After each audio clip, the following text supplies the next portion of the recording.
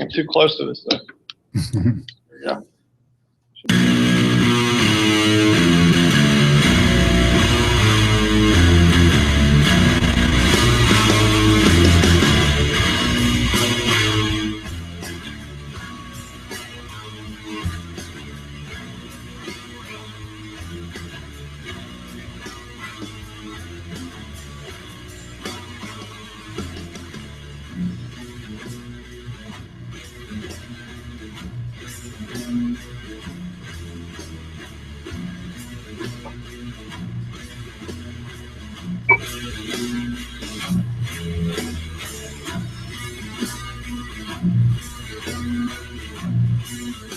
All right, we're live.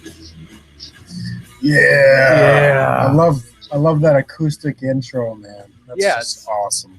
Yeah, it's very soft. All right. You guys are gentlemen, so you know you should have gentlemanly type music. That is a good point. It's a great point, James. Point, James. All right, here we are. Sarcasm. You guys are both heathens. Episode 2, yeah, with the author of Strong Arm Tactics. How do you pronounce your last name, James? We'll say Retarides. Retarides. There we go. But I'll accept. You know what? Don't worry about it. Just move on. Okay. James R. James R. Yeah. But you know who used to call me that was Jerry Cox. Oh yeah. Jerry Cox used to call me, and it was funny because it didn't come out like James R. It came out like James R. James R. You know? Yeah. Yeah. Yeah, we talked. Yeah, we talked. We talked a little bit about her last episode. Yeah, I heard that. I heard it. I heard it. You guys. It was nice what you guys did for Jerry. You know what you said about Jerry and stuff, and I didn't realize that Pete had that kind of a connection with the Northeast either. Me neither. I didn't realize that. So I thought that was a great interview you guys did. Oh, thank you. Yeah, her services are on Saturday, so we're going to be going by there. I'm wearing their shirt right now from the first tournament I ever went to. So 1988. Yeah, so you know we'll make sure we pass along everybody's well wishes on Saturday. But at any rate, James, I'm really psyched to have you on the show, man, because I got a lot of questions. Great. I hope I have answers. Yeah, well, I think you have some. So if you don't mind, I want to start off with some controversy, and I know it's a subject that is near and dear to your heart, and that's you know, steroids, drug use in general, like the idea. So you look at John. What about my background would say that steroids is something that is like controversial that I might have an opinion about? It's a wild guess, James. Is there something in the background that yells, I don't know, maybe this guy's against steroids? Yeah, probably. Yeah. So what do you want to know? Because I mean, listen, I don't mind talking to you guys about it, but I just kind of feel like at this point it's been beaten to death. You know what I mean? I'd been lobbying for it since the 90s. And in the 90s, I think it was more of a full stance. You had more guys that were like, yeah, I mean, there should be steroid testing, and we should have level a playing field as possible. Right. And we should frown upon the use of performance-enhancing drugs. But, you know, the culture of the sport changed. You know, and I think there's many reasons as to why, but I can just say this, that my stance on it hasn't changed. Mm-hmm. I mean, for me, what I loved about arm wrestling, and, you know, we talked about Jerry Cox, for example, and I made that joke, and you know, Jerry used to rib me and I would rib her at tournaments, and, you know, we'd see all these people as a culture, it was a family, right? I mean, True. You know, all these guys that you could just hadn't seen in, could be months, could be years, and you just pick up where you left off. Mm-hmm. You know, and I liked that. I wanted my kids to get involved in the sport. Mm-hmm. You know, I mean, my oldest son is about to turn 17, and, you know, I have no interest in getting him involved in a sport like this now. You know, and I know that it's sad to say, but, you know, I want him to feel like whatever it is that he chooses to do, he can do it the right way and compete. So. Do you think that the addition of these relatively big and money-backed leagues is a potential pathway to having, you know, consistent testing? Do you think that these guys will commit to it at some point in the near future for legitimacy purposes? I mean, John pointed out, I think it was you, John, pointed out last week that it's actually in the WL contract if you can't use. I'm sorry, that wasn't a laugh. That was actually a laugh. It's allergies. It's allergy season. Yeah, it's everybody. allergies. All right. So what do you think? Do you think there's a chance of that happening? Do I think that there's a chance of one of them? No, I don't. I remember not too long ago, Pete Mills had contacted me about possibly putting together, a tested type league. I don't know if he's willing to do that with American Arm Fighter. My guess would be no, but it would be cool. It would be great to see. I would love that because I know there's a lot of really strong natural athletes in this sport that have been at it for a very long time that would like to see it. I just don't think there's as many as there were. Yeah. I think that's fair. Well, I mean, it's similar to baseball before the whole steroid era ended, to at least to a certain extent. We got used to seeing, 60, 70 home runs, and it was exciting. And in the same same way you have giant bowls up at the table now. But I mean, if everybody was tested equally, I mean, it would reset to a slightly lower level of power, but that doesn't mean the matchups would be any less interesting. So it's kind of feel like, with these millionaires and one billionaire behind the sport, there's at least a potential that it could happen. But I don't know. But what do they want to see?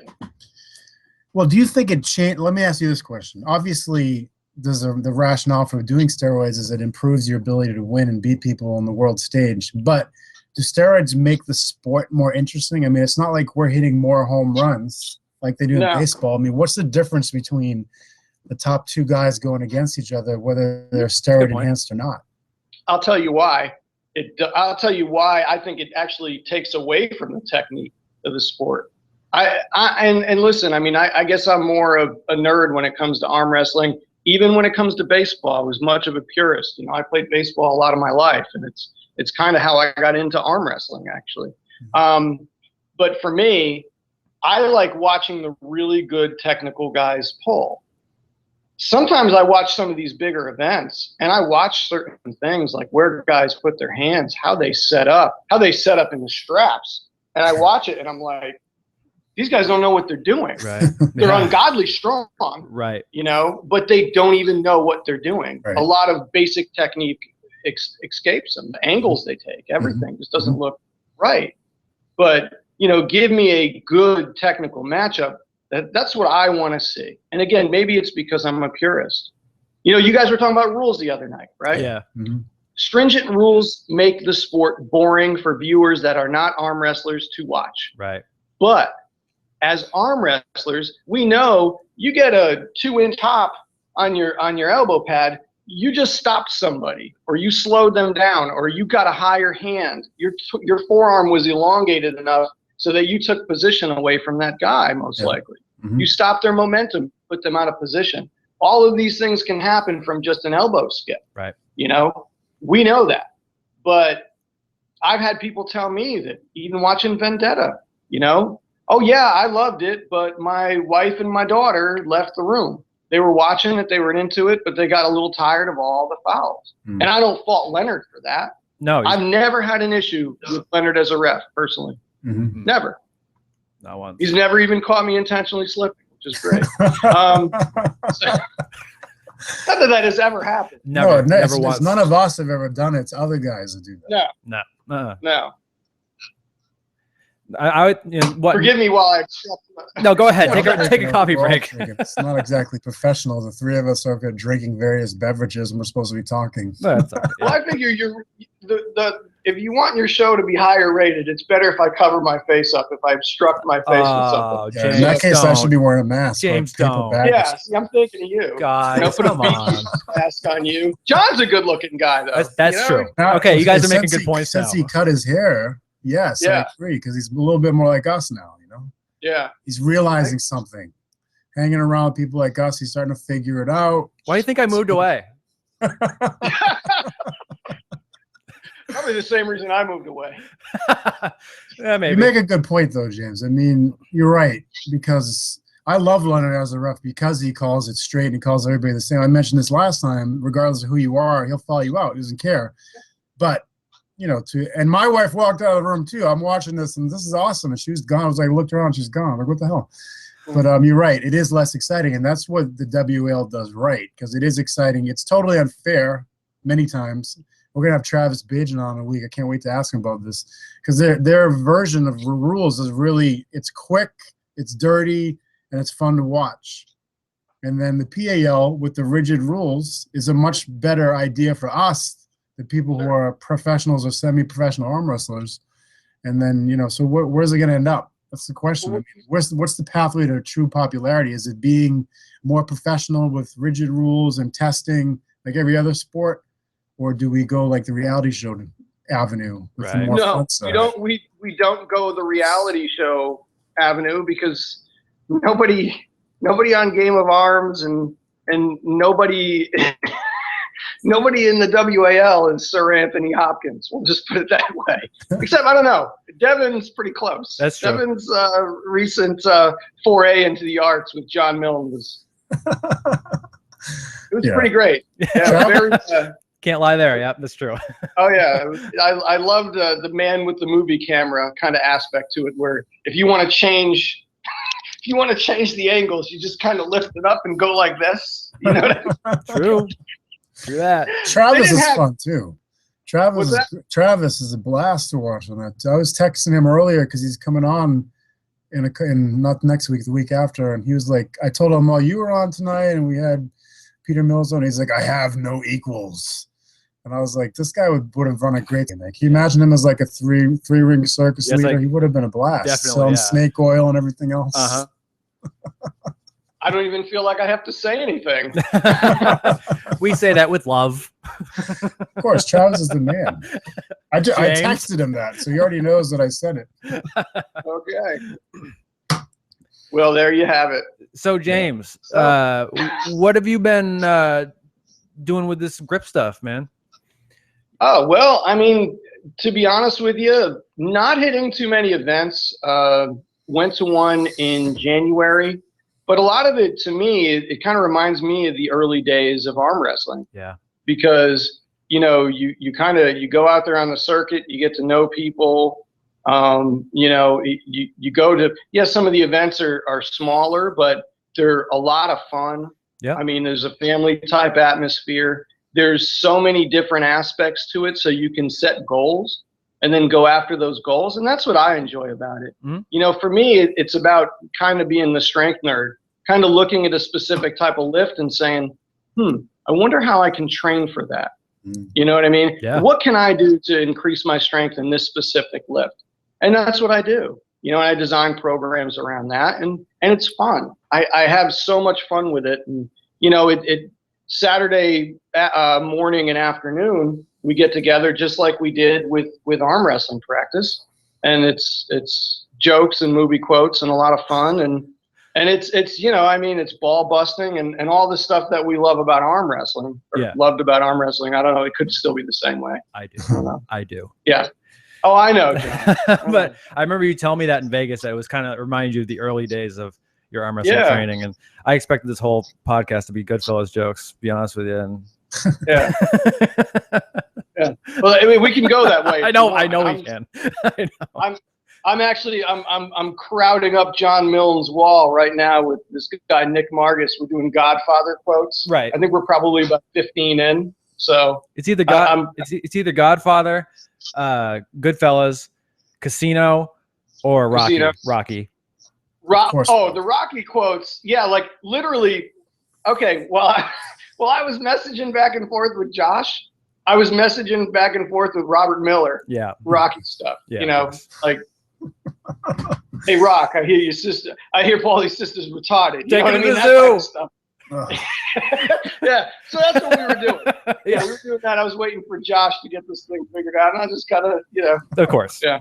That's just like life. That's just life with a little. That's just how it goes every day. Well, you know, you can't succeed in arm wrestling if you don't watch the speech from the Rocky.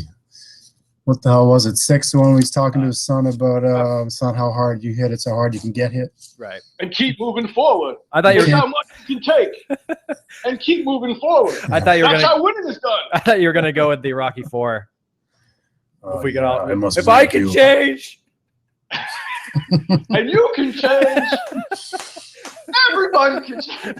I'm serious. There's coffee in here. I can't tilt it so that you can see it, but it's not whiskey. Okay. It'd be all right if it was. It's probably both. I mean, let's be honest here. Maybe some we got some petrol in there or something. I don't know. Yeah. Well, James, later. What would, if you were going to tell some arm wrestler, what would be the most important couple of grip exercises to work on? What would they be? All right. So I would say for sure doing some kind of pinch work for a few reasons. It's the type of grip work that you have to keep your fingers flat, or, you know, if you're doing a wider pinch, at least your hand is cupped. It doesn't involve as much crushing as it is kind of just, you know, pinching down, lifting, and really squeezing with the thumb adductor thumb pad, you know, and that's honestly what has thickened up my palm so much. And I've always said that despite having a strong thumb, which is very important in arm wrestling, a lot of what people miss when we talk about strap pulling is the importance of driving the thumb down when you're pronating, you know, and having that thumb strength is important. It's very important. And having a thick palm is important, because, I mean, if you think about it like this, if somebody's going to grab you and they want to, you know, they're going to grab your hand, they want to hard wrist curl straight down, or to grab your hand and pronate through it, you want them to be grabbing the thickest handle possible. You want them to be uncomfortable in your hand. Right. You know, if they grab your hand and it's just comfortable, well, great. You know, great for them. Not so great for you. Yeah, you might still be strong enough, but you never want your opponent to feel comfortable. Exactly. It's just basic rule, right? So it works twofold. I mean, you have the strength in there to execute the move that you want to use, and you also have the thickness in your hand to make it uncomfortable for the other person to grip. So yeah, and if you build that thickness in your hand, it only helps you. We'll just say 2%. 2% when it comes to strength. When people are close, 2% is huge. So I mean, you know, it's a huge margin. 2% when you, I mean, if you take something that's weird. Me and Josh were talking about this last time. I don't know if we were actually on the air or not, but we were talking about, like, if you take 100 pounds and then you take 110 pounds of pressure against it, it's gonna look like it's way heavier. Like that 10 pounds is so much when it comes to top, you know, red line strength. Sure. And I've always said to guys too, especially because, you know, I mean, I've trained a lot of guys that have gone from novice to another level, and when people are novices or they're just getting through, you know, winning novice classes and they're going into open classes, there's that kind of no man's land where, you know, you can go to a lot of tournaments and go 2 and out and feel a little frustrated and discouraged. I always tell them that sometimes the difference between getting absolutely flash pinned and winning a match can be 5 pounds of pressure in the right direction. And that's true. And at the right time. Yeah. You know, you get momentum. Yeah, exactly. If you get hit out of position, momentum a lot of times beats people. It's just the way it is. Like once that thing gets moving, some people just keep on going. You know. Oh yeah. And a lot of that. I think that was one of the things that. Oh, what's that? And a lot of that's mental too, where people get pushed out of a position and they just go, "Oh, that's awful," and it's already over before you can actually, you know what I mean? Yeah. But it's interesting that, you know, you bring up pinch gripping, because it's probably the one that people focus on the least, even in our sport, because it's so humbling. You know, if you haven't done it, you reach down and try to pick up that 25 pounds the first time, and it's welded to the floor. Like, what the hell? Sure. It's like embarrassing when you're over your table curling 120 pounds or whatever, and you can't pinch grip anything. So a lot of people don't focus on it. You know, Jim Fitzsimmons, whose pinch grip is insane. I always remember him doing the pull-ups just by grabbing the rafters in the basement. And, you know, whenever someone grabs his hand, it's the first thing they say, Jesus Christ, you know, his hand is it's like the catcher's mitt, and his fingers are all sausages and they're ridiculously strong. It's very intimidating. Yeah, I pulled with Jim before. I pulled Jim at the Can-Ams in, I want to say 2004 or 5. So it has been a while, but yeah, rafter pull-ups for a guy Jim's size is impressive. That's really impressive. That's tremendous pinch strength. Well, keep in mind, he used to be in the 165-pound class, because when I first started, we were in the same class, and I used to just shake my head whenever we were at the same place, because I knew I was going to get scraped by him. But, yeah, I know, because, you know, when I pulled 154s, when I pulled the lightweights, it was up in the Northeast when the 154s in the Northeast were just that's a nightmare. Unbelievable. That is a nightmare. Shalhoub and Devio and Whitaker and Accardi and Tim Sears when Tim was really pulling. I mean, it was his left hand was unbelievable. It was nonsense. Yeah, his left hand. It was really rough, and for me, the added thing was I'd end up pulling Norm, and the first probably 10 times I pulled Norm, I got a great hit off on him.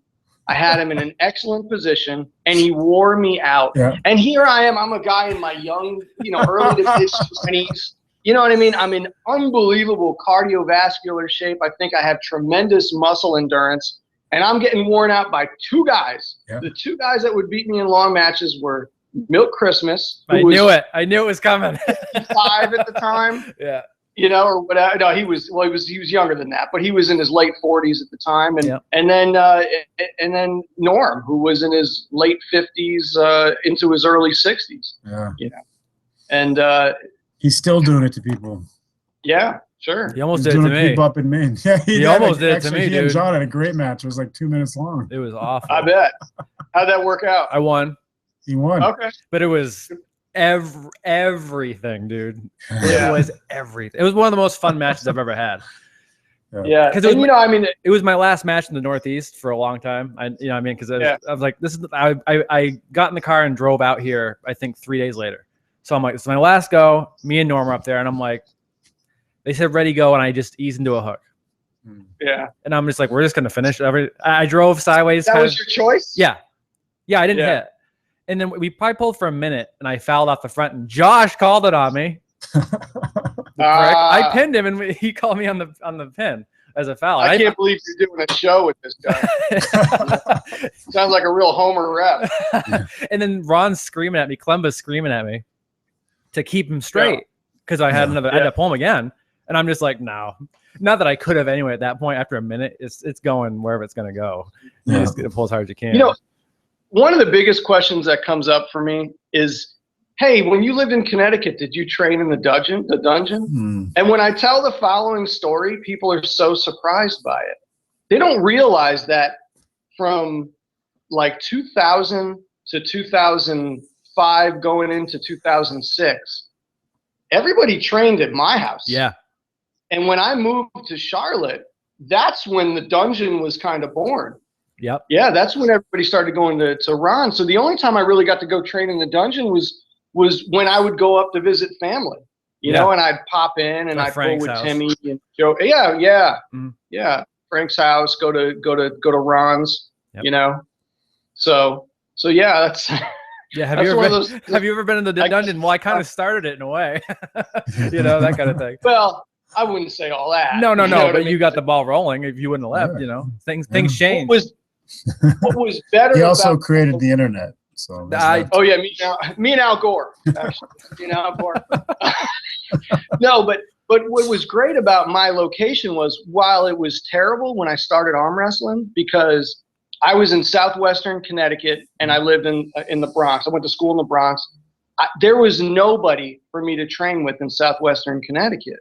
But after a while, when I started doing better in the sport and I started getting known for helping people learn how to arm wrestle, people started training at my place. And a lot of it was just me and Pete Milano for the longest time. Right. And another guy named Ralph Petrozzulli that would come by.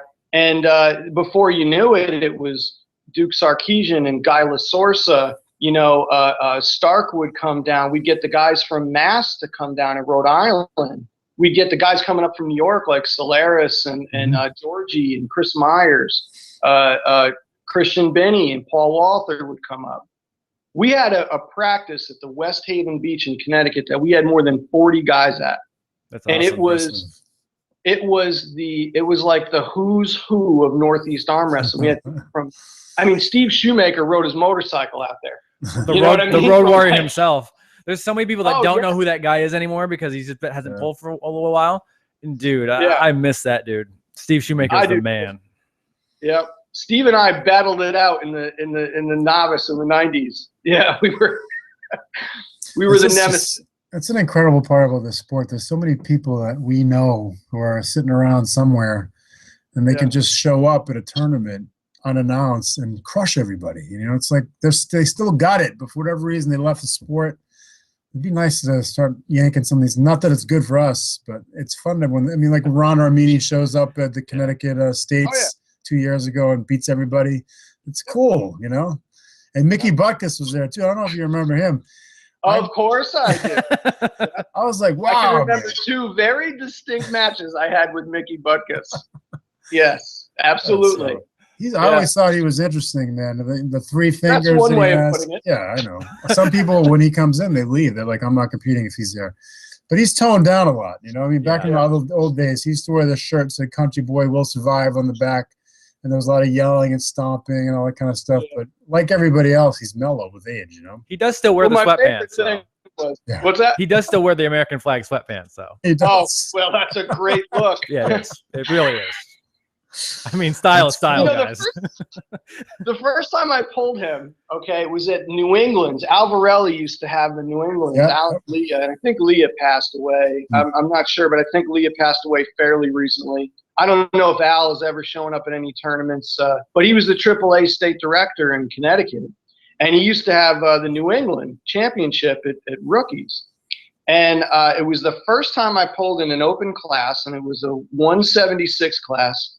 And I drew Mickey Butkus in the first round. And a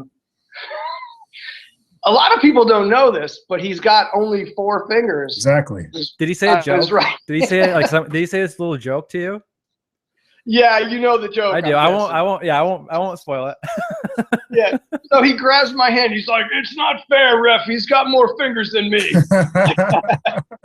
So every time. You heard that one. Every single time he shows up to the table, he says that now. Well, he delivered it with perfect comedic timing. Yeah, he's good. He knows how to say it. He's good at that.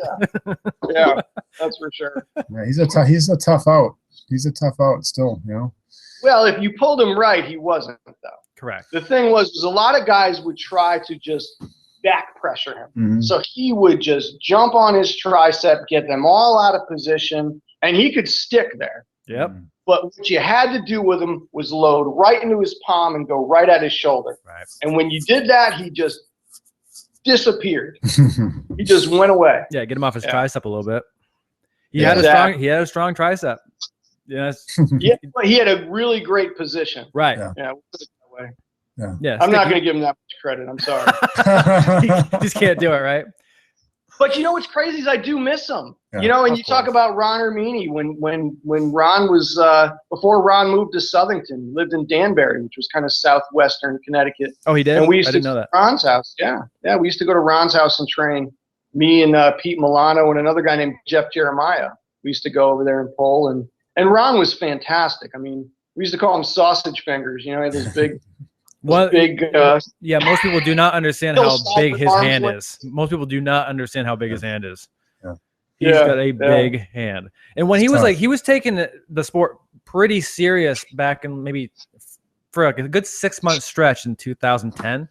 And it's when he really trains, that dude gets so strong so fast. I would love to see him train, like just really dedicate every single week to training and just see where he could come back. And he'd be somebody. He did for a while. He did for a while. I can remember thinking he was unbeatable. When I started training, it was like, I guess, when I started training with the Bristol guys, the guys in Bristol, was Vic Sargent, this guy Phil Huntington, who isn't pulling anymore, Chris Ganji, Al Varelli would show up rarely on occasion, but it was Arlene Sargent, and then you had Ron Armini. And I thought Ron was unbeatable. I thought that there was no possible way that he could be beaten until I saw another kid that was around my age, Mike Solaris, beat him with very little trouble. And I was just like, wow. There's always another guy, you know? Yep. Yeah, there's always another guy. And like many sports, the styles make the matchup. I mean, it's similar, you know, mixed martial arts or boxing. It's like one person blasts through some guy who thinks unbeatable, and then he beats everybody else to beat that other guy. Sometimes it makes no sense. Which is one of the, and it goes back to your earlier point about technique and the technicians, and like your explanation of beating Mickey Butkus, for example. I think that going back to the earlier point about steroids, it does take away a lot of that, because you see the stronger people get, the less we focus on technique. Because the thing people say is that strength is what matters the most. So if the European style, which is lift, very specific, different types of lifts for small muscle groups in the forearm, and then maybe one table time session a month. Yep. And then that's what they do. And over here, we tend to do the exact opposite. It's table time. People like John and I are pulling 2 or 3 times a week, but everybody basically pulls once a week who's serious about it. It's a very different approach. My theory is this, and I'm sorry, John, because I heard the other night when you were talking about pulling 3-4 times a week. I used to do that. Yep. I used to do that, and I loved it. And the reason why I did it was because I loved to arm wrestle. Yeah. I could be so sore, but if I heard Dave Brian was having a practice or something, Yeah. or if they were practicing out in what was it? It was USA Pizza. Rick Lappin. Yeah. If they were having a practice and it was midweek and we just pulled 2 days before, I was like, well, bring the ibuprofen. We're gonna need it. You know what I mean? Because it was fun, right? And we just wanted to have fun and pull and what do you all think, that. though? Do you think it's productive to do that over the long term, or is it counterproductive? Well, I put in a lot of years in training kind of like that, and what I can say is, I got some arthritis in my shoulder. I have some arthritis in my hand. I think it takes a lot of toll on the joints. What I do think is that you can strengthen tendons without having to do it on an arm wrestling table. When you get the technique and the coordination, I don't think you need to train as much. I think once every 2 to 3 weeks should be enough. And I know there's a lot of people that are watching that now and saying, well, he didn't exactly say that in his book. And I didn't. What I said in the book was I talked about, vastly different styles of training, and there's a reason for it. It's like people describe religion. I mean, it's alternate paths to the same goal. You can take a guy like, who am I to argue with a guy like Dave Patton, okay, that was doing repetitions upon repetitions upon repetitions, several days a week on the same muscle groups, okay? But also, who am I to argue with a guy like an Al Turner who took an opposite approach? Or like you said, the guys today that are doing things differently. And for me, a lot of the way I saw it was you're training for a marathon and a sprint. Yeah. So you need to have that muscle endurance, but you also have to have that big 1-rep power. Because if you're arm wrestling right, you're not getting stuck in long matches. It's one big repetition, Right. So, but that's just what it's worth for me. And it's okay for people to disagree with it. It's just based on my experience, Yeah, everybody's different. Everybody recovers different. Everybody's born with, some people are born with amazing endurance. Some people are born with incredible explosive power. Absolutely. If you're training your strength over and over again and not really focusing on the other half of it, you're probably making a big mistake. So and that might change like in 5 years time. It might take 5 years. Your weakness might be your strength now. So you got to change. You got to be willing to change. So even if it's in your book, something, and now you're going, I don't know, nothing wrong with that. Well, what I would say is that and this is why I was thinking about coming out with a second edition, since I stopped arm wrestling, I've probably learned more about strength training than I ever knew while I was arm wrestling. And you want to know why? It's because, I allowed my joints to heal. I'm not in constant pain anymore. So I can actually lift weights and measure goals, have measurable goals and reach them. My best friends out here in my garage gym are my fractional plates, because if I can make literally 0.4 pounds of progress, I know I'm making progress and I can measure that. Right. So for me now, I've seen astronomical jumps and lifts that I used to do when I was arm wrestling since I stopped arm wrestling. Yeah, definitely. I can definitely see that. And arm wrestling is very difficult in that regard, because it's one of those sports that you cannot, when you're on a table, you can't measure your exact progress if you're training with human beings, because sometimes they're beat up, sometimes they're fresh, sometimes they don't care, sometimes they really do care. So you might feel great, you know, 1 month, and then the next month some guy's killing you, and it's like, well, what's the difference? Am I beat up or is he fresh? So it is difficult, especially mentally, I think, for a lot of. And here's another thing that you would expect to come from me. Sometimes they're on cycle, sometimes they're not. You can hide if you want, John. I don't know what you're talking about, James. I mean, listen, you guys want to talk about this stuff, right? Yeah, I do want to talk about it, man, because I'm honestly about it. Yeah, I do think it's significant. It matters, and you know, a lot of us that are trying to train and improve, it's a annoying aspect of the sport where you have to deal with that, especially, you know, I've personally, and I'm sure you guys have had the same experience, pulled someone and felt pretty even with them, and then 2 months later they're 25 pounds heavier and they trash me like a child. I'm like, what the hell, man? You know? So it's I'm pretty sure I've had the same experience. Yeah, I'm sure you have. Yeah. So I mean, I want to, you know, I think the drug-free league, you know, maybe we can get you to come out of retirement, that and some buttermilk pancakes or something, and get you back on the table, man. If we really had a drug-free league, you know, free coffee, reconsider free coffee, and free coffee with the pancakes. You know what? All right, caffeine is the only drug we're fueled by. That's our motto. This segment brought to you by Maxwell House. Oh, I like that. What I would say is this, okay? And this is one of the reasons I resigned from the USAF board. I realized that what I thought the sport of arm wrestling wanted, what I thought the majority of arm wrestlers wanted, and that was a drug-tested national event. It was, listen, I was honestly probably 10 to 12 years behind in my thinking. Because back then, that is what they wanted. I mean, if you took a poll, that's what you would have gotten. More people saying drug test, drug test, drug test. And now that it's here, it's crickets, right? Yeah. I mean, how many people are going to go to Atlantic City this year? Yeah. Okay. So that's one. You got one. Well, the other thing about Atlantic City, similar to last year at the USAF, is last year was the week after the WAL regionals. This year it's the week before. So that by itself probably is going to subtract 50% of the heavy hitters, at least, maybe more.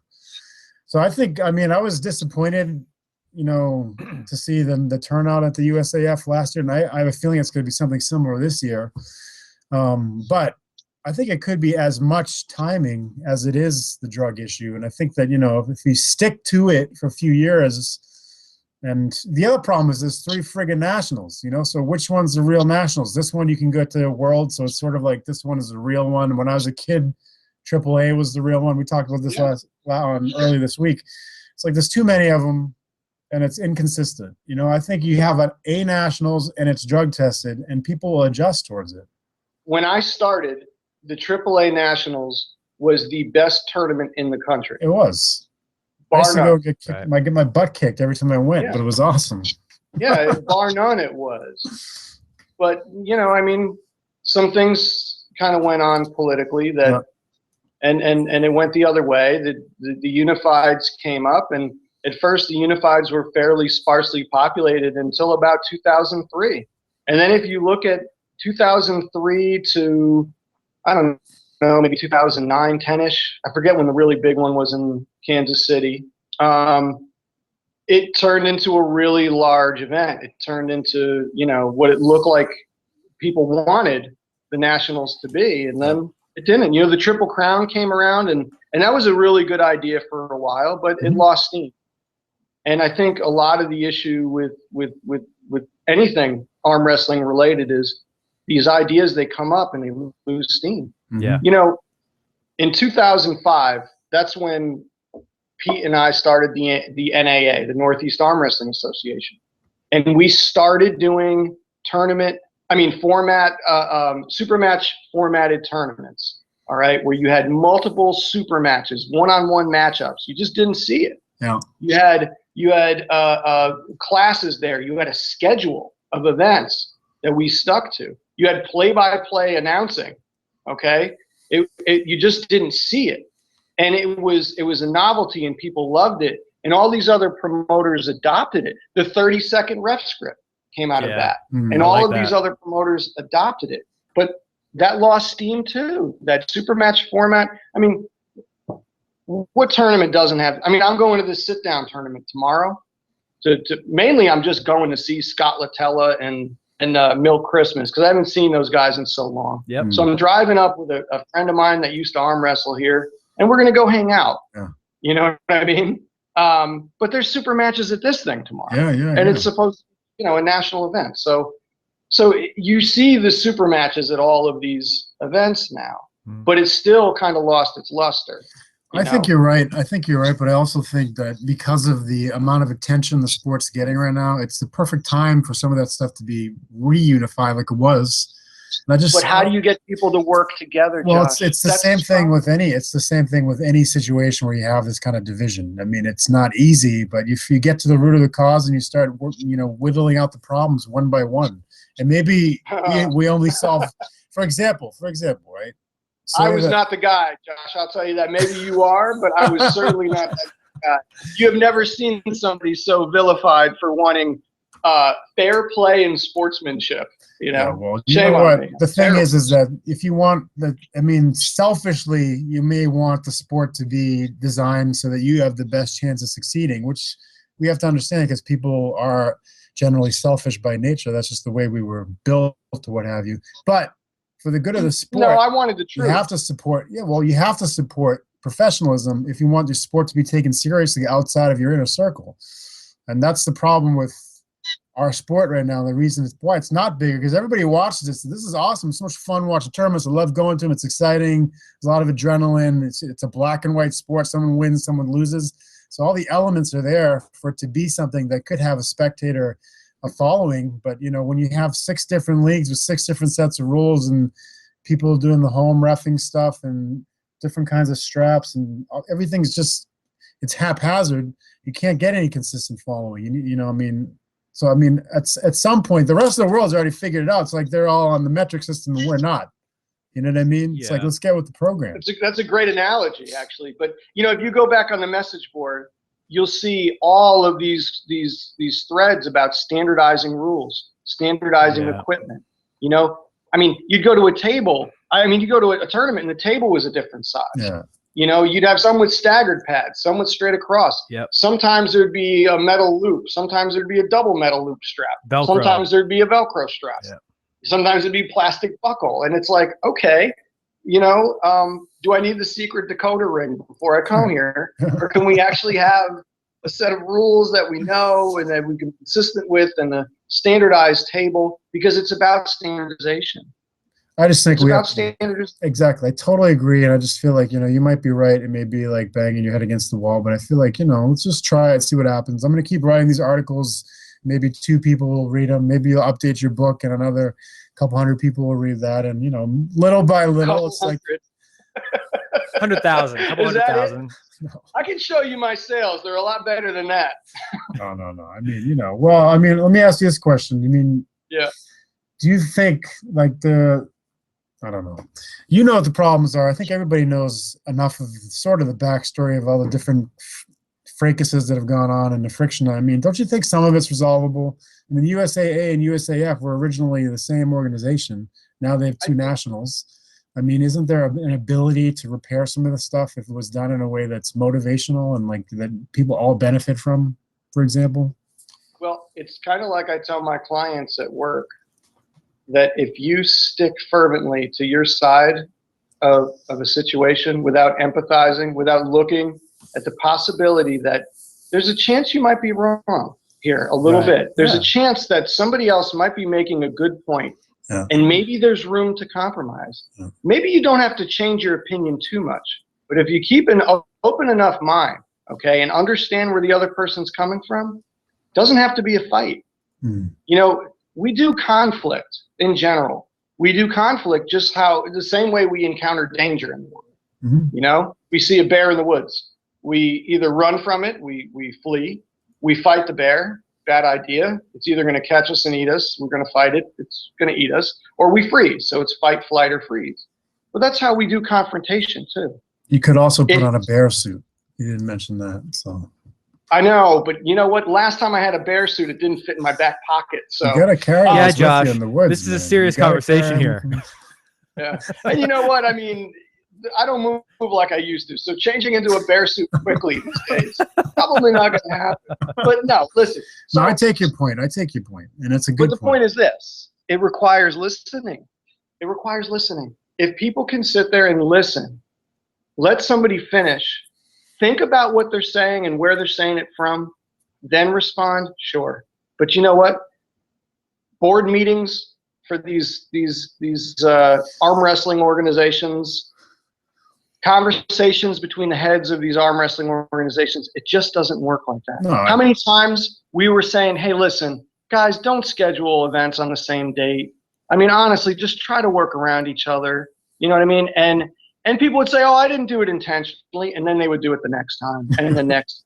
Yeah, maybe the most basic, thing you could do to respect another organization. That may be the most basic thing. Exactly. Yeah. How about just not be a dick for like 5 minutes? You know what I mean? Like for 5 minutes, say, all right, I'm not going to be a dick for now. And what I'll do is I'll understand what this person is going through. I'll know how much effort they put into putting their tournament together, to promoting it, to, getting on the phone. I mean, so much of it, that's the legwork. It's the calling people up. Hey, how you guys doing? You guys thinking about coming down? And all of that stuff. And it gets ruined by somebody else saying, oh, I'm going to have an event on this day and there's going to be cameras and money. Really what it gets ruined by is somebody saying, I'm going to own this thing.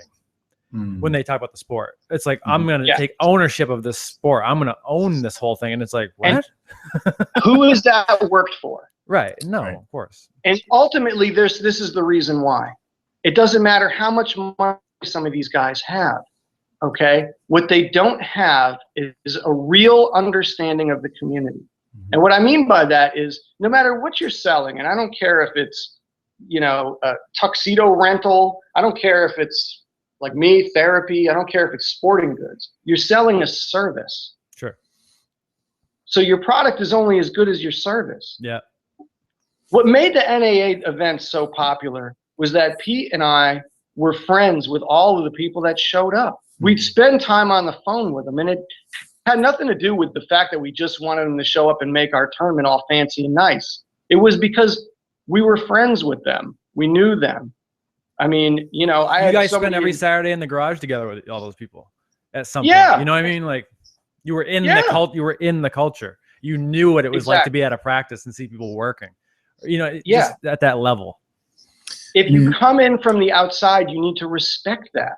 And that is what gets lost. These guys that think they're going to come in and be Dana White, you know what I mean? And they're going to call all the shots and chew on their cigar and drink their bourbon and, let people borrow their Lamborghini or whatever. I don't know. You know what I mean? Yeah. But they neglect the basic community aspect of it. You actually tapped into something which I think is absolutely vital, James. And it's similar in I was telling John this earlier, the sport of like obstacle racing, where you have like 20 or 30 elite runners in each race and 10,000 people that, are not going to win, but love it. It's the same in arm wrestling, WAL and PAL. Obviously, their model is to find the best people in the country and to turn them into stars. But the reality is, if 1,000 people enter their tournaments across the country, 10 of them are going to be showing up on ESPN with any regularity. But the money is being made on the other 990. We're the ones that are allowing the tournaments to even occur because we're paying the entry fees that, provide the prizes and the trophies and the money and all that kind of stuff. And so your point about the collegial atmosphere or just focusing on the community, it's incredibly important, because if you want people to keep coming, you need more new people. And most of those new people that come in are not going to be John Brzenk. They're going to be like the rest of us, mortal. And so keeping us in the sport and keeping us interested, despite the fact that we're not going to be number one, is probably the most important thing for the maintenance of any sport. I mean, thousands and thousands of people play soccer, basketball, what have you. They all know they're not going to be Michael Jordan or Pele, but they keep playing because it's fun and the community is well-developed, interesting. There's a lot of leagues. There's a lot of opportunity to compete with people that are at your level. So, the idea of, open is everybody who's won 3 tournaments and up is kind of ridiculous, because me and Rob Vidgen are in the same class and we're not in the same class. You know what I mean? So But that's one way to look at it, but there's another way to look at it too. It's that indomitable spirit where you say, you know what? Right now, Rob Vidget and I are not in the same class, but there's a chance that I can beat Rob Vidget if I really work hard and put in an honest effort. Mm-hmm. Yeah. That's what you're supposed to believe. Now look at running, for example, okay? You go to we have these in Charlotte, especially downtown. We'll have these big races where there's thousands of people that show up. Okay, and they get a T-shirt and they get a number and they have a great experience, and you know there's more to it. There's more to it than just who's going to win and who's going to get the money at the end of it. You know what I mean? It's you have to create an experience, and when I say sell a service to them, that's what I'm saying. Yeah. Make sure that people aren't coming out to go to and out, have somebody scream in their face so that they can just get back on a plane and go lick their wounds and go home. Mm-hmm. You know, you have to have that community in order to have people that are interested to stay in the sport. I agree. That's it. And I do think that's probably the largest threat to the longevity of the leagues that are aimed at finding, you know, the elite, is that if it's not equally fun for people who are at the lower level, even the ones with an indomitable spirit who feel like they're going to beat Rob Vidget one day, you know, most of them are not going to be able to because, you know, you can train as hard as you want. You're not going to beat Usain Bolt. Unless you're a sheep, you know what I mean? That's the truth. I don't know. I got this guy. So, well, let me make my point, man. I mean, you know, Usain Bolt, whatever, wins gold medals left and right. But some guy said, I can pull any sheep out of this pen and he'll beat Usain Bolt. You know what I mean? That doesn't mean you're going to beat him. Okay. But if you get 10,000 people involved in the community, there's probably going to be somebody in that group that can beat him. And so, using both of our points. A community that encourages people to stay and you move up level by level by level, eventually that person who is the next John Brzenka, Tim Bresnan, or what have you, will be discovered and will stay in the sport and won't quit. You know, so what do you know about Tim Bresnan, really? Because I was there when Timmy got started in arm wrestling, and let me tell you something. It wasn't exactly like he was setting the world on fire. Yeah. Again, the first event I saw him at, he was already 40 years old, you got to remember too.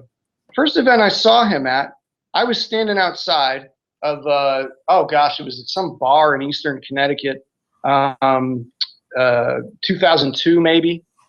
We hear sound like a shotgun went off inside.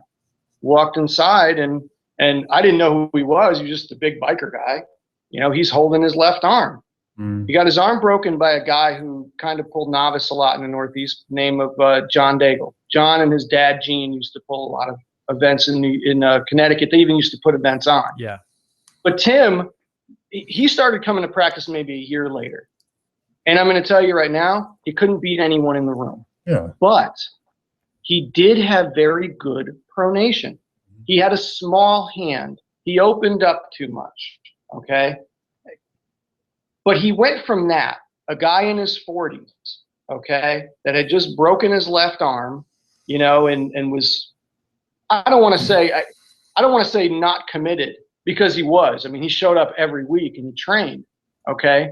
He went from that to a guy that, in my opinion, could be one of the best one-match arm wrestlers that I've ever seen. Yeah. So you don't necessarily have to be the genetic freak or the bull, as you say, to become a great in this sport. Right. And you want to know what? Those are the stories we should be selling to people. Arm wrestling is a great community, and this is what people never seem to understand. They, you know, when I made that joke before about none of them are Sir Anthony Hopkins, you know, if you take a journalism class, the things that they tell you to do is always be honest with your audience.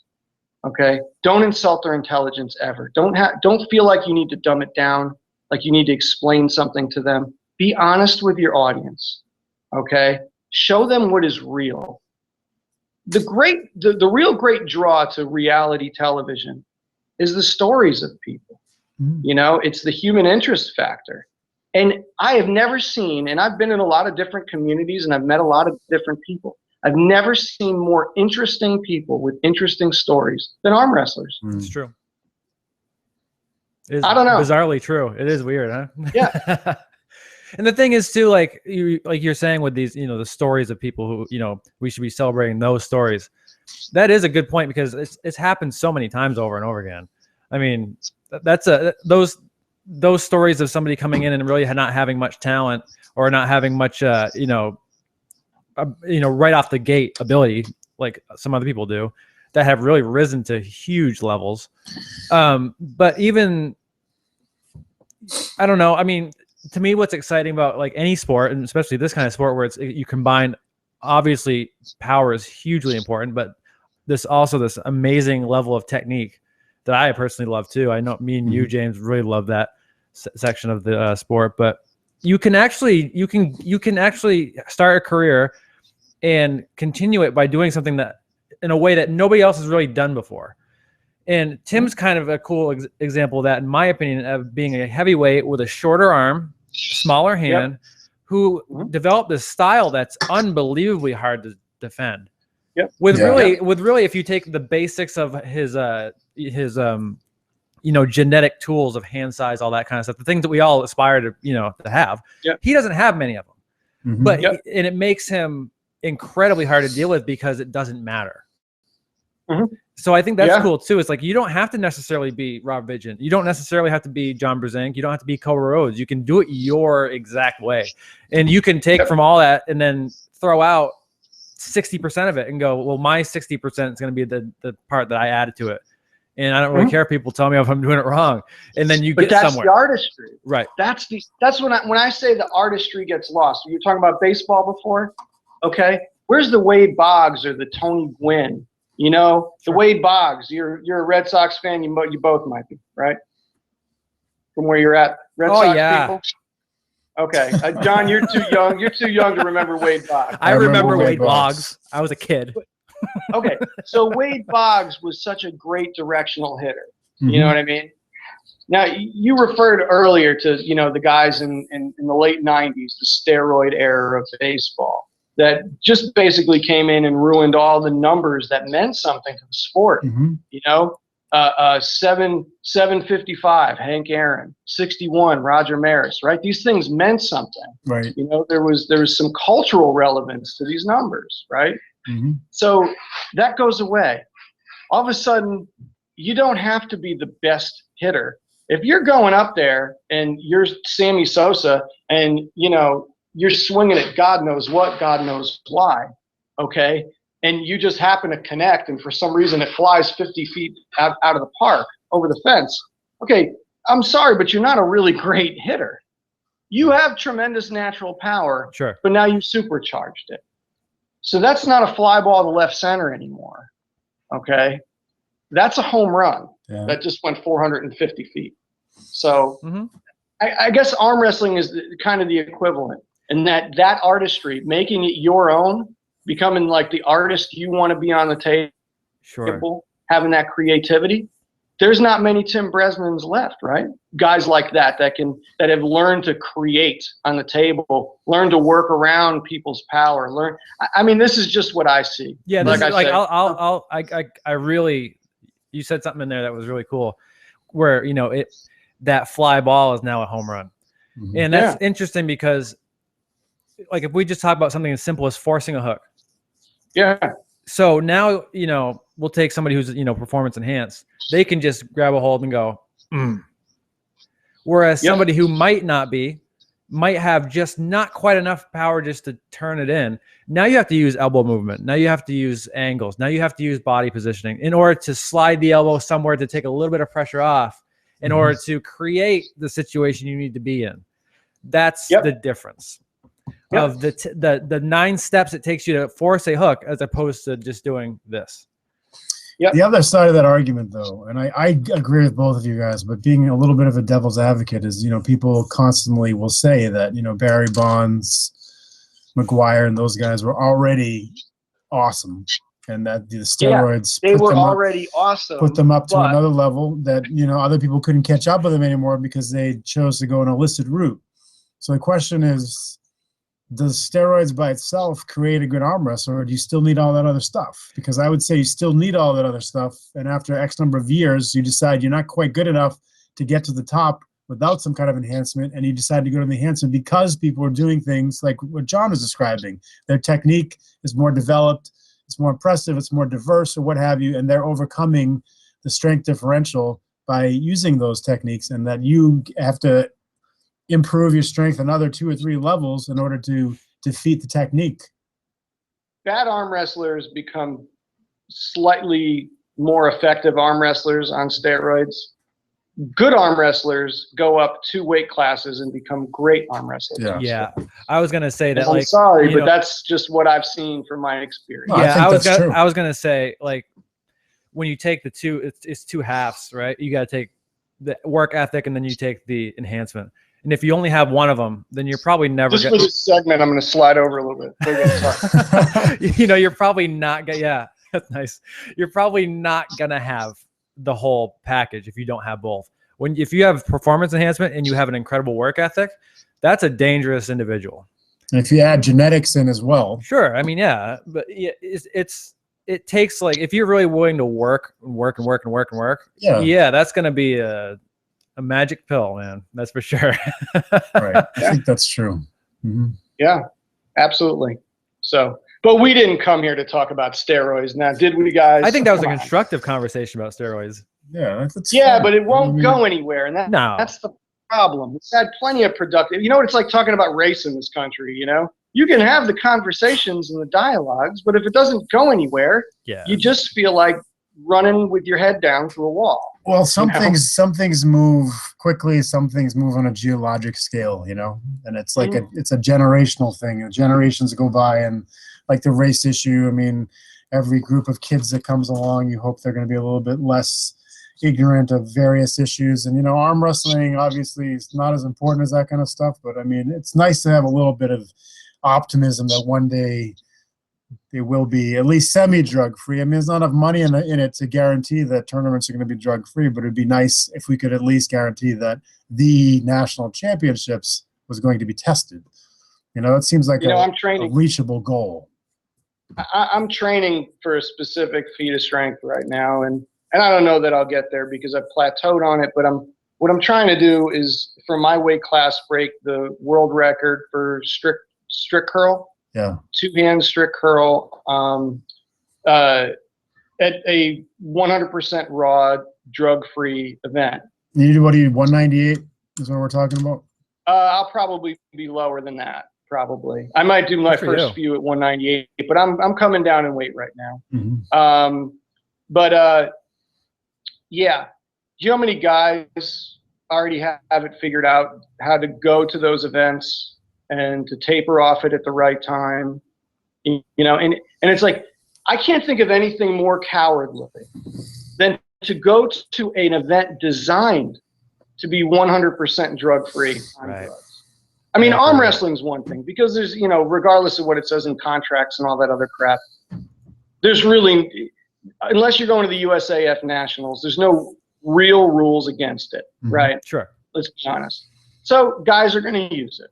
And, you know, they know what game they're in. They know that if they're going to be at the top level, okay, I even hate to say it, the elite of the sport, they have to go on something to compete. That's the way, you know, that's the way it's perceived now. Mm-hmm. So I don't know, but I just look at it and I can never think of doing it. I just, and I don't want to sound morally superior. I just, well, you know, I just am. I don't want to sound like I am. I'm just going to say that I am. Well, there's a moral issue. What's that? I was going to say there's a moral issue, but there's also people, you know, it's a health issue too. I mean, there's documented problems with taking steroids, especially over an extended period of time. It damages you. It's not something you just walk away from the same as you were beforehand. And I know people like me, for example, especially being almost 45, I've never really been tempted to use any of those things for 2 reasons. One is the moral issue, which you and I share, James. We're morally superior to everybody. Yeah. And also, we are agreed. We are, as Florence Colbert would say, in the post-conventional phase of morality. But I don't want to die of cancer either. I don't want to have a heart attack when I'm 46 because I was on gear for 10 years in order to win a few trophies, you know? I like how you called it gear, bro. Yeah, I'm saucing. Sorry. Well, juicy. No, but I agree with you. I agree with you. And you know, I mean, to me, of course, the health thing is important. Yeah. You know, obviously it is important. But I mean, to me, it was always a principle issue. And, you know, some people have said that that is my major problem. You know, I think when I look back at it, I probably approached some of these things wrong. You know, I think I was probably a little too aggressive, too much name calling when I was younger, too much finger pointing, stuff like that. Sure. But I was really passionate about it, and I didn't know how to talk about it. Yeah. You know what I mean? Now I have to take it kind of with a grain of salt and joke about it, because, you know, bitterness doesn't help, and yelling and screaming and name calling just makes people retreat into their own philosophy even deeper. So yeah, it's in a so way, yeah, it's true. in a way of being like, just, you know, almost guilty of caring too much, you know, and you just going headstrong into it. And it's a wall, man. It really is. At certain levels, it's just it's a wall. And you do have to have fun and laugh about it, because like I have to too, because, you know, I'm a recovering drug addict and alcoholic. I don't think taking steroids would be a really great idea for me, because I don't think it was end there. So as far as I'm concerned, no, it's never going to happen. Plus, I mean, I've had, like, you know, younger cousins and stuff go, "Are you on something?" Because, you know, you're an arm wrestler. I'm like, no. And I can say that and not feel guilty too. Right. But, you know, I have to kind of laugh about it and be joking about it, and I have to actively not care about it, because it's there. It's there. And if you really do focus a lot on it, in my opinion, it's just, for me personally, it's a lot of energy in the wrong place. I could be doing something more. I agree with that statement. And it's like, I've made my decision that I'm not going to use it. I really don't hold it against people that do. I disagree with it, and I wish they didn't, but I mean, I let it go. I mean, I train with people that use, you know what I mean? And they're open about it, and it's their decision that they made, you know? And I feel like if I get as good as I possibly can be, and, you know, at age 45 or what have you, then I'll be happy, you know, and then regardless of the drug aspect. And some people, that's not enough. You know, they want to add everything they can in, do the, you know, the commitment, the training, the genetics, the size, and add in the drugs too, to see exactly how far they can go. And, you know, it's their choice. It's their life. And here's the thing, Josh, you know, I gripped up with you a little bit at, what was the event in Foxborough? New England. Was it New England? Yeah, New England. Yeah. You felt very good. Mm-hmm. You got a good hand. I mean, your technique feels like it's coming. Mm-hmm. You know, you can still make gains in this sport.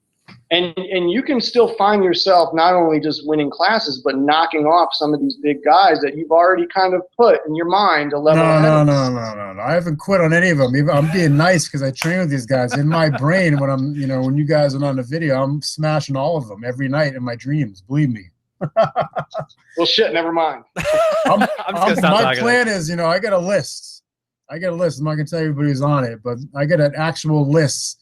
And is John Brown on the list? No, John Brown's. It's all my weight class. So he's not my weight class. Look at the guns on John Brown.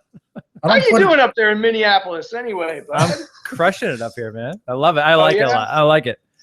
Yep. You got somebody equally as passionate up there in Josh, huh? Handling? Yeah, that's for sure. I told him before I came here, be prepared for overtraining, because that's what I'm gonna bring.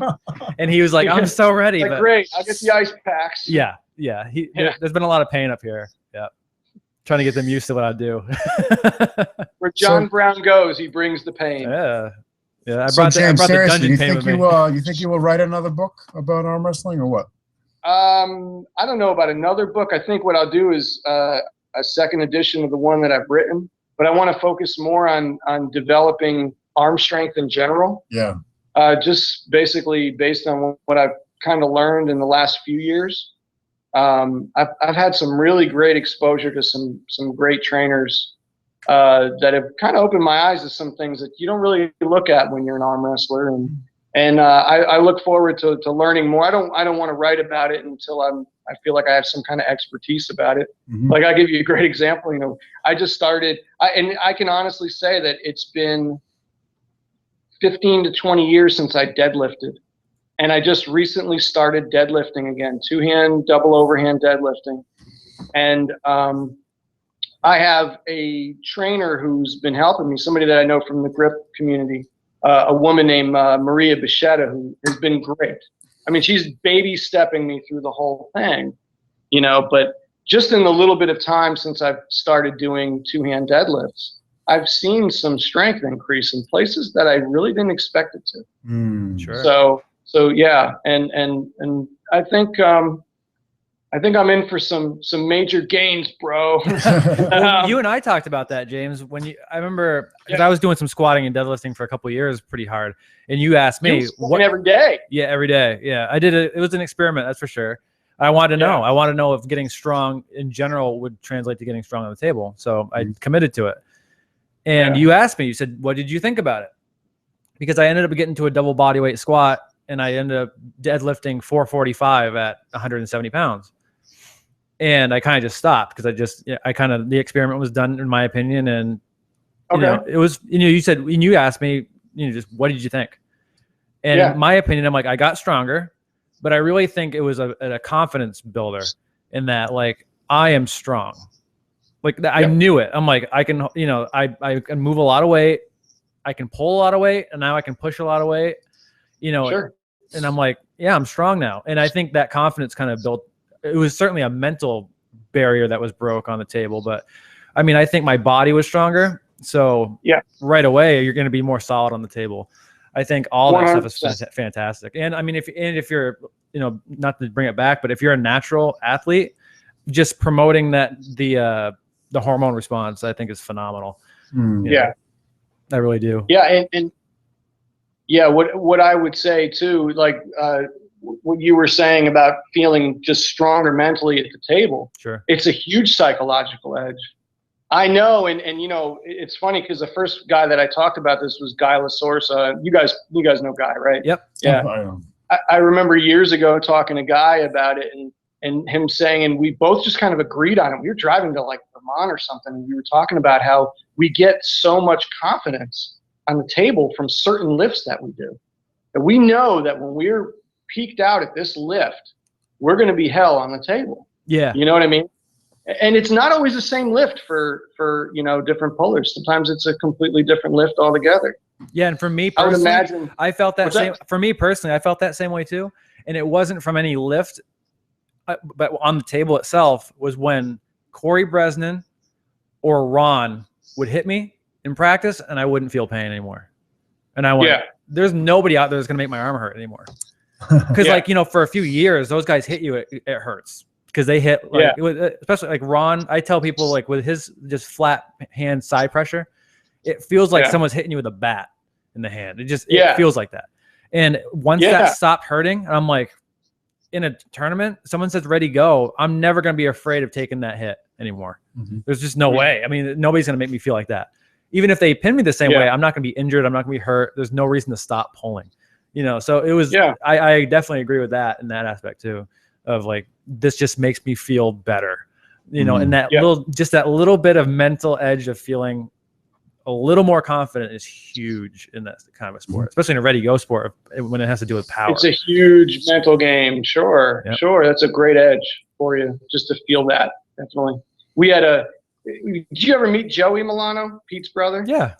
Well, I think he came up once for some visit at some point and came over with you guys or something, or with him and Pete came over. Joey, when he was really pulling, and he was, dare I say, pretty decent at the sport for a little bit, like a really small window, like a tiny little, like the smallest window, little dollhouse window. He was pretty good at the sport. I'm saying this because I know he's probably watching and I'm busting his ball. But he had a hit that was like a missile. Like, it would really put a lot, and you're looking at him and you're like, you're having like cognitive dissonance. You know what I mean? And it's like when you look at like a beautiful woman bodybuilder and then she goes like this and you're like, whoa, you know what I mean? Yeah. But you would have like this, you'd look at Joey and he's perfectly round and 600 pounds. And then you grab his hand and you think you're going to beat him to the hit and you're like, whoa, that was unexpected. And he could put some impact on your arm, especially late in practice. You'd be like, ow, Joey. And he'd be like, sorry. Yeah. You know what I mean? Yeah, Corey has that same, you look at Corey and Corey's big, but you don't look at Corey and think speed demon.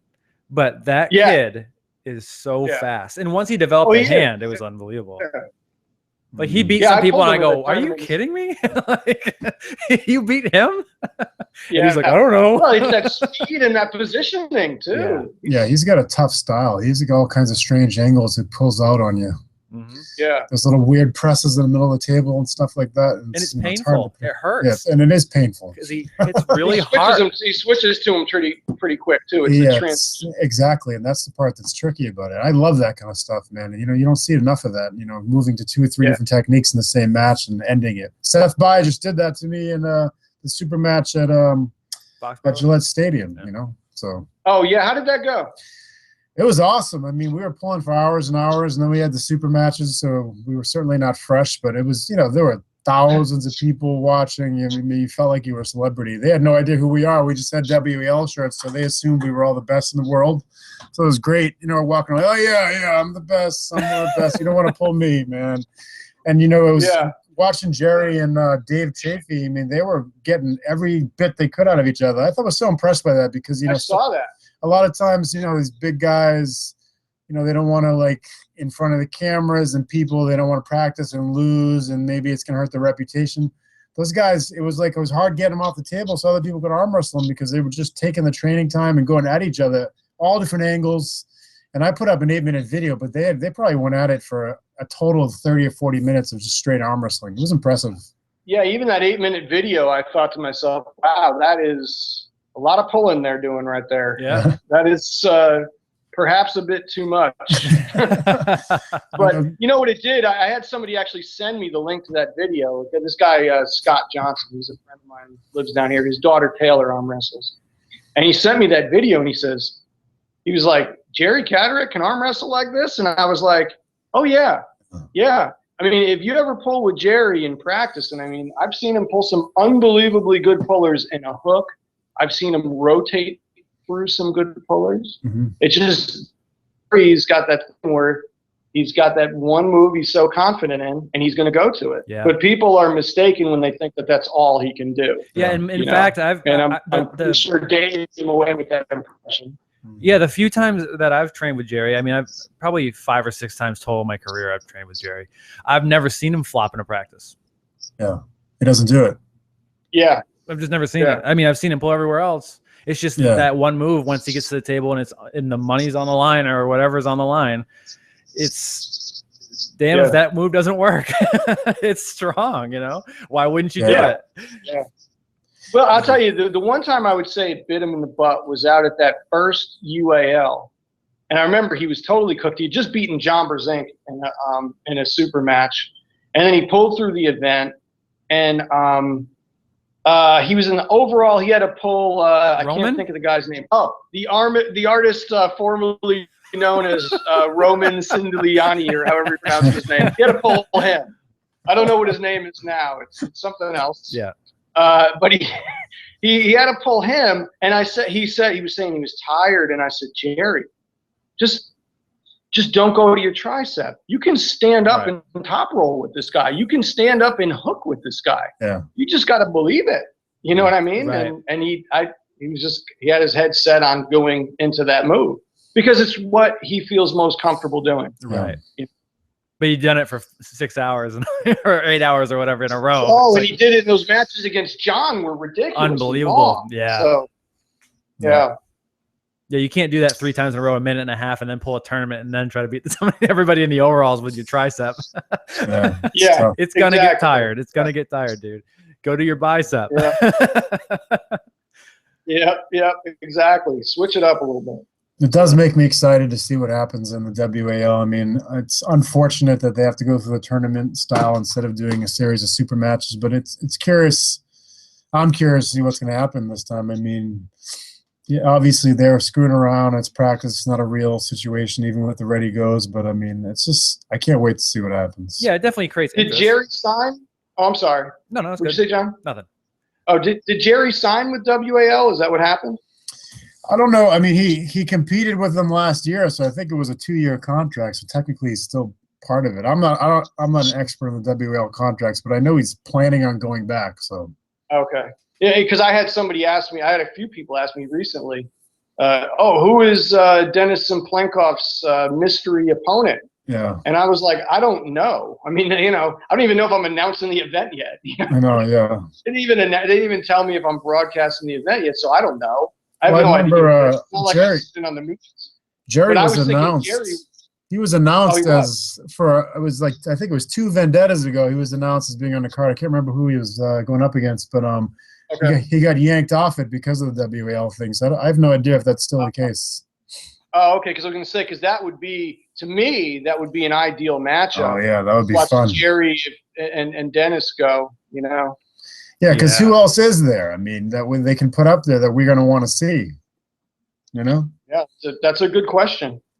That's a good question. Yeah, because I honestly can't think of anyone at Dennis's level or that might be. And I can't say that Jerry is, but someone that might be, you know, that would be an American puller. And Jerry lives pretty nearby, right? He lives in Attleboro. And so it's zip right down there easy. Yeah. Yeah. So it's kind of a little easy skip and a jump for him. I would imagine since it's in Rhode Island, I'll be seeing Josh Grant there. I will be there. Absolutely. I'm sure they're just waiting to call me for my super match, you know, like some international superstar there. They probably just wait until the last minute, have some contract ready for me, you know, some poor sap they're going to put up there against me. But you and Chris Chandler. Yeah. Chris will be sitting there like a deer in headlights, like, no, not Josh Grant. That is true. Come on, at least give me a chance. What do you think about What do you think about Chris and Zolov? Oh yeah. Wow. That's interesting. Yeah, I saw that the other day. That was the event. That was the match that was announced. That's interesting. I don't know. I'd actually have to. I'd have to really kind of give that one some thought before putting an opinion on that one. I think Peter told us that Chris is walking around at 225 right now. He looked a little bit bigger than that in Vegas, but I'm not sure because he was lean. He was very lean. Right. So he might have been in the 225, 230 range. So he was kind of reffing at the announcing table there. Yeah, we talked about that a little. Yeah, I heard that. Yeah. What you failed to mention was that I had maniacs yelling in different languages that were coming over my microphone. Yeah. And like what you don't realize, like when you're wearing one of those headsets and somebody screams something in your microphone, it's like they just screamed it in your ear. Yeah. And I mean, I'm trying to be a pacifist. That's all I'm saying. Yeah. But it took every fiber of my being. Yeah. They say. I mean, I think Peter said the same thing about Chris, that you guys had to hold your temper quite a bit. I think you did a great job there, James. I'm glad you brought that up because the cool part about it, not that I have a problem with other people that have done play-by-play because some of them are good. Neil Pickup is also really good, but I just like the technical side of it. The commentary that you provide is at a high level, and I learn a lot by listening to it. So I hope they bring you back. Well, when I say things like, you know, I don't want to dumb things down for the audience, not everybody appreciates somebody being technical on the microphone like that. That's for sure. And, you know, what I liken it to is this. You're a jiu-jitsu guy, right, Josh? Yes. Yeah, yeah. When I started watching UFC, I really wasn't all that interested in it because I had heard of the reputation of it before I had seen it. You know what I mean? Just believing something about it before you see it, which is always a mistake. But when I watched it, I knew two things. Number one, I had no idea what Joe Rogan was talking about. But number two, I knew I should listen because I knew he knew what he was talking about. Right. Yeah. Because he was talking about guys making transitions before they actually did it. Right. And I said to myself, wow, this is how somebody should announce. And like I said before, don't dumb it down for the audience. Let the audience catch up. Have enough faith in their intelligence that they'll catch up. They'll catch on. They'll learn what a top roll is. They'll learn different types of loads and angles and pronation and supination and all these other words that we use. Supination, supination. I don't know. Potato, right? but you know, all these other words that we use in arm wrestling that people generally don't. Yeah. Sure. Yeah, I think you do a very good job of, like you said, not dumbing it down. But if you don't know what you're watching, you can still understand what's going on. And it's the same thing in our sport. Like if someone's deep in a hook and they start trying to roll out, we know what's happening before it ever happens. So it's the same. Yeah. It's very similar where, you know, you're calling things before they ever happen. So yeah, I can definitely see where that's a very useful tactic to just trying to explain it without taking away any of the professional prowess of what you're actually talking about. It also lends credence to the point we spoke earlier about people not necessarily being interested in seeing people foul out, but as they become more acquainted with the sport and understand the tactics that are going on, that's resulting in those fouls in the middle of technique and grip fights and all that kind of stuff. It'll be less upsetting for people to not actually see the match. I remember at the I don't remember which one it was. Maybe it was USAA Nationals when Jerry and Tim Breslin were going at it in the finals. They never actually had a match. Every single match resulted in one of them being fouled out, and Jerry ended up winning. But the whole thing, I found the video fascinating. All the pushing back and forth and how they got each other to foul and the movements are resulting in the fouls. There was a lot of technique there. And let's be really honest too. It wasn't just technique. It was like horrible tension too. Like these guys are just fighting for every little thing they can get, and they're not happy. Sure. Neither one of them are happy. The refs aren't happy. That's kind of cool too to watch. Is that incredible tense nature of what's going on. What I will say though, because I've competed in situations like that and big events in the final. With Rob Vigent in 2008 in that final, I didn't like the way that went down. I got the win, but I didn't like the way it went down. I didn't feel like, for me, I would have rather it got finished. I would have rather we went to the straps and we pulled, win or lose. I would have rather it went that way. And it didn't. And it bothered me. It really did. It bothered me. It didn't feel complete to me. So while I agree that, we watch stuff like that, we're like, whoa, That's pretty, that's not pretty intense up there. That's not something that's unique to our sport. If you think of Karelin, the Russian Olympic wrestler who won the 3 golds in a row and went back to try to win the 4th. Of all time, and he ended up losing to Rulon just by, because he had his hands locked and he just did this. So he lost the point, and that's how he ended up losing. It's very anticlimactic. Nobody got thrown, nobody got picked up and slammed, and that's how he lost the 4th gold, which would have been 3 was already unprecedented. 4 would have been, epic. Sure. But it happens. Sometimes it's a technicality that you lose in any sport, and unfortunately, it's part of it. But I think it's actually when you have that, it shows that your sport is reaching a level of professionalism that the rules are such that does happen from time to time. And let's be super honest, too. Let's be super honest, James. That situation in 2008 didn't have to happen the way that it did. It wasn't like, Like Rob got himself in trouble because he was mad. It wasn't, it wasn't elbow fouls. It wasn't like you're in a match, ready to go, and then things happened in the match. It was cut out of the video, but and Gary cut it out for a reason. And I talked to him about it. But I think Rob would admit that I was leaning over and saying, Rob, just don't worry about it. Let's pull. Don't worry about it. Right. Just let's arm wrestle and let's finish it and whatever happens. Yeah, happens. I'm sure if you asked Rob about it, he'd say it was a mistake too. But it's just like it's just one of those mistakes that didn't have to happen. That's where I can definitely see where it's like. We can ask him next week. Yeah, when we get him on the show. I've had matches that were supposed to end on fouls. I was pulling Dan Fortuna at the Can-Ams one year, and he said, James, please let's just pull. He had a second foul, and I said, sure, we'll pull. The referees left it to my discretion, and I said, we'll pull. Happened with Jason Gully one time in Alabama. I pulled him. He had a second foul for moving in a referee's grip. Yeah.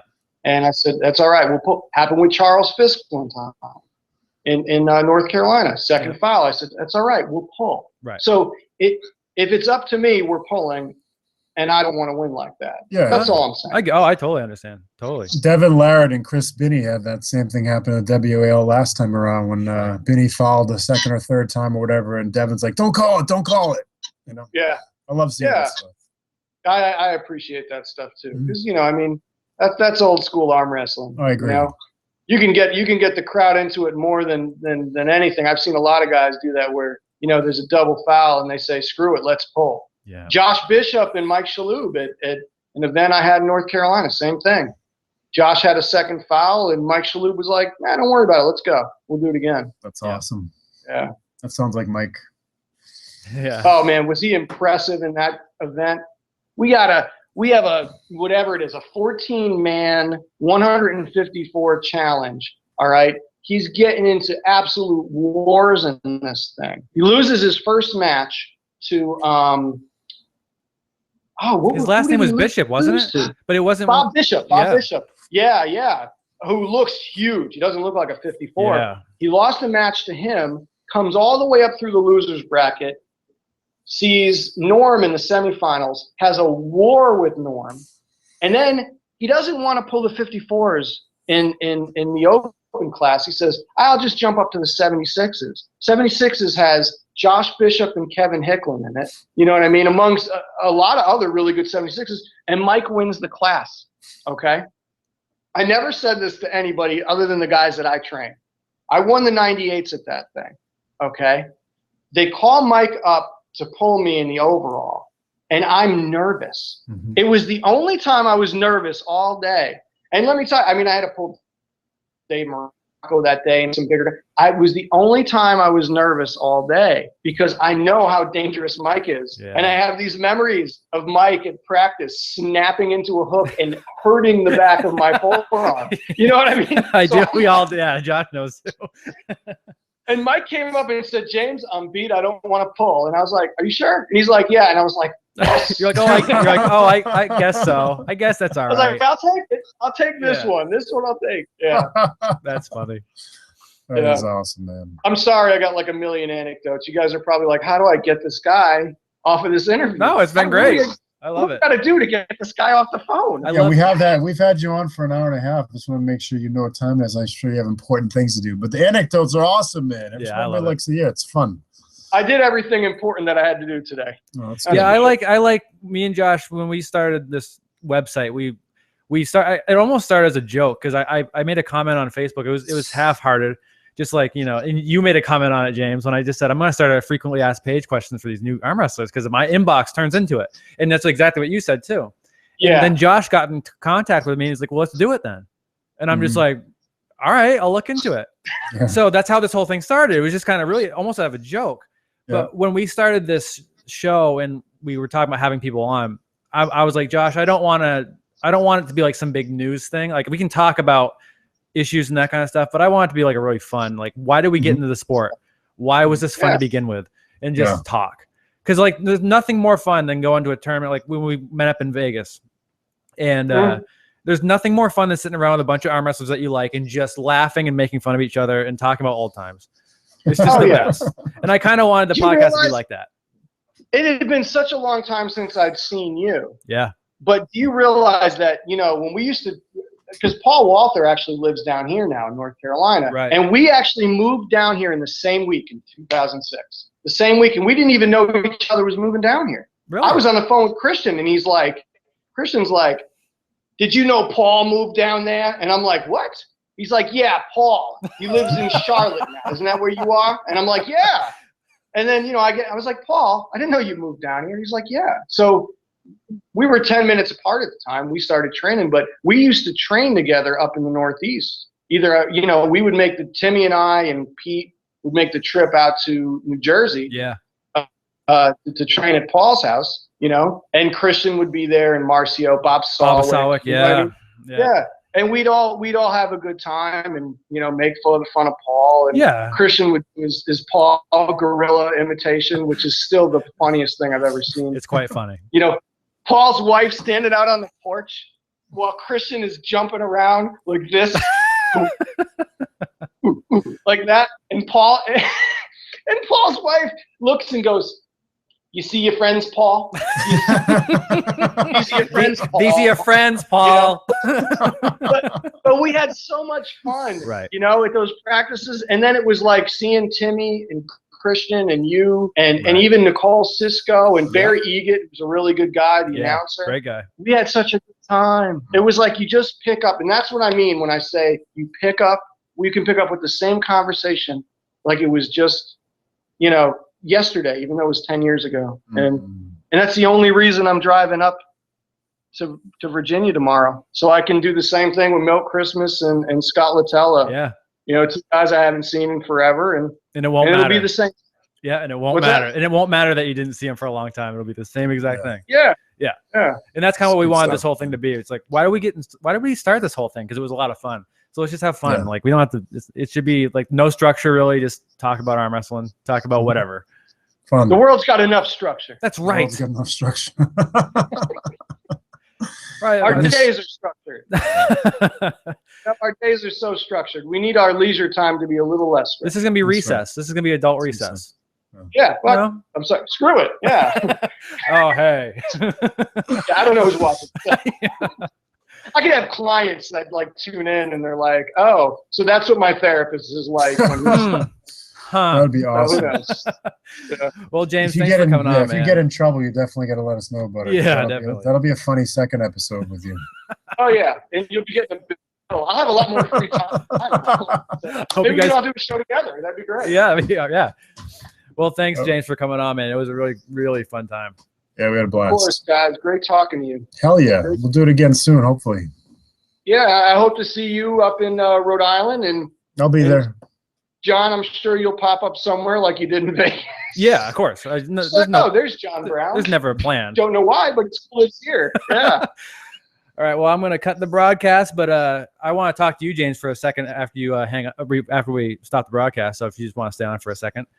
And yeah, sure. Wave to the camera, boys. Bye guys. Yeah.